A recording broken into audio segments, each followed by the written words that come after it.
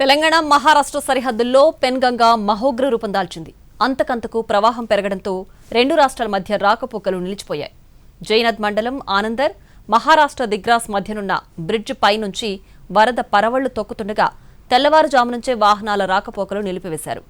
Tractor అడ్డుపెట్టి మరీ అటువైపు వెళ్లకుండా కాపలా ఉన్నారు పోలీసులు.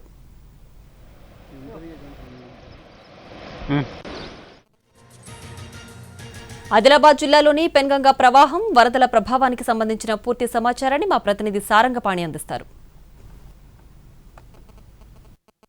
ఆదిలాబాద్ ఉమ్మడి జిల్లాలో 2 రోజులుగా కురుస్తున్న భారీ వర్షాలతో వాగులు వంకలు ఉప్పొంగి ప్రవహిస్తున్నాయి. ఎగువ మహారాష్ట్రలో కురుస్తున్న వర్షాలకు పెన్గంగా నది ఉధృత రూపం దాల్చింది.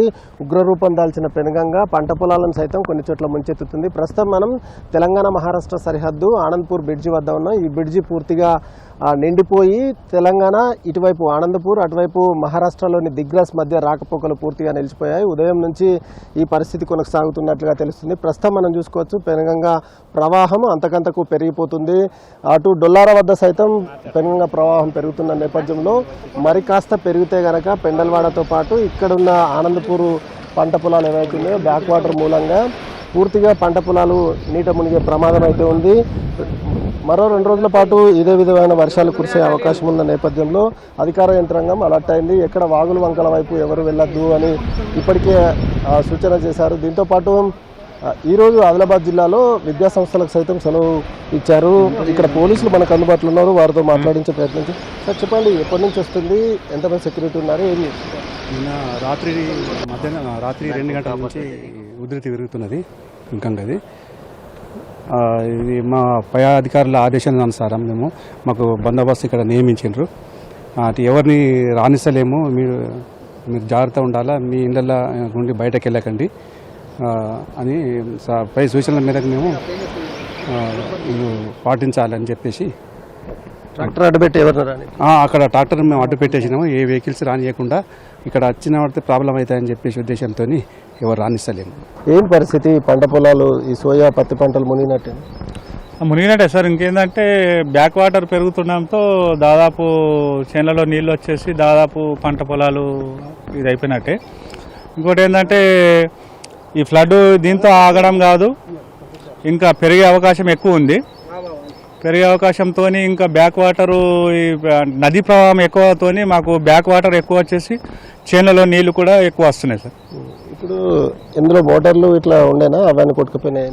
ఉంది సార్. ఇప్పుడు జూన్ జూలైలో వర్షాలు తక్కువ ఉండడంతో మోటార్లు పెట్టేసి జొన్నలు కానీ పత్తుల సోయా కంది కానీ వర్షాలు తక్కువ ఉండడంతో వర్షపాతంతో చేనులో మోటార్లు పెట్టి అంటే నదిలో మోటార్లు పెట్టి ఇచ్చిండ్రు.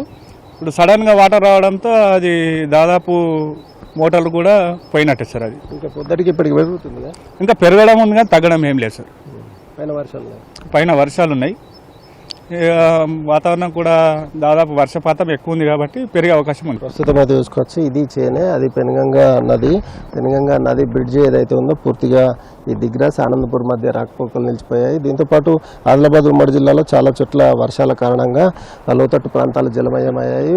రికార్డు స్థాయిలో వర్షపాతం నమోదైంది. ముఖ్యంగా మంచిర్యాల, అదేవిధంగా కొమరంభీం జిల్లాతో పాటు ఆదిలాబాద్ జిల్లా, నిర్మల్ జిల్లాలో 10 సెంటీమీటర్లకు పైగా వర్షపాతం నమోదైంది. దీంతోపాటు ప్రాజెక్టులోకి ఇన్ఫ్లో కొనసాగుతుంది. అటు కడెం ప్రాజెక్టు, అదేవిధంగా స్వర్ణ ప్రాజెక్టుతో పాటు ఆదిలాబాద్ జిల్లాలోని మత్తడివాగు ప్రాజెక్టు, సాత్నాల ప్రాజెక్టుకు ఇన్ఫ్లో కొనసాగుతుంది. మరోవైపు కొమరంభీం జిల్లాలోని వట్టివాగు ప్రాజెక్టు, కొమరంభీం ప్రాజెక్టుకు సైతం ఇన్ఫ్లో కొనసాగుతుంది. ఈ తెలంగాణ మహారాష్ట్ర సరిహద్దుల్లో మాత్రం రాకపోకలు నిలిచిపోవడంతో స్థానికులు అయితే ఆందోళన వ్యక్తం చేస్తున్నారు. పంట పొలాలను బ్యాక్ వాటర్ ముంచెత్తుతుందని, ప్రతి ఏటా ఇదే పరిస్థితి ఎదురవుతుందని ఈ స్థానికులు అయితే ఆందోళన వ్యక్తమవుతుంది. ఇది పెన్గంగా ప్రవాహానికి సంబంధించి పూర్తి అప్డేట్స్. కెమెరామెన్ సత్యంతో సారంగపాణి టీవీ, తెలంగాణ మహారాష్ట్ర సరిహద్దు ఆనందపూర్ నుంచి.